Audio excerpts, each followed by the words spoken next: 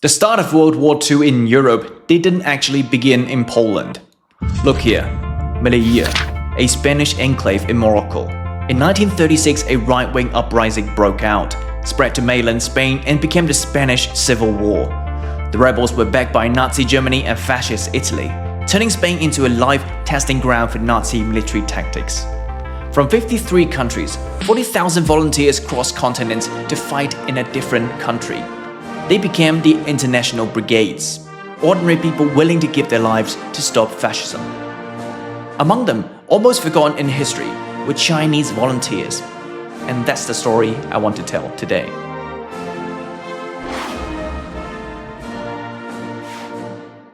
While the Spanish fought Nazis and fascists at home, Britain, France, and the United States stood by and watched. The International Brigades didn't. Volunteers from across the globe battled in Spain's bloodiest conflicts. Few returned. And among them were about 100 Chinese fighters. Many names are still lost to time, but historians have managed to recover a few.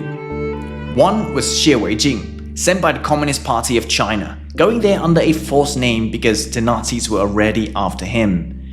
He fought in the defense of Madrid, the Central and Eastern offensives, and the Brunette River breakthrough. When the war was lost, he retreated to France, where he and 5 other Chinese fighters were locked in a concentration camp. Later, he returned home to fight the Japanese fascists. He shared my family name, and that makes his story feel even closer to me. Another was Chen Wenrao from my home province of Guangdong. He fought bravely in Spain but was killed in Gandesa. And they were not alone. When much of Europe fell to the Nazis, around 20,000 Chinese sailors joined Britain's merchant fleet, braving the deadly Atlantic death route. Over 7,000 died. In 1944, 25 Chinese naval cadets training in Britain boarded Allied ships for the Normandy landings. Normandy memorial records show about 300 Chinese took part in D-Day. And after the war, some of those cadets returned to defend China's coast. So why fight in someone else's war? Because they knew if fascism wasn't stopped in Spain or France, it would eventually spread everywhere. In China, we learn about Europeans resisting the Nazis, Americans fighting across the world, and the Flying Tigers helping China. But Chinese soldiers, their stories don't appear as often in Western books.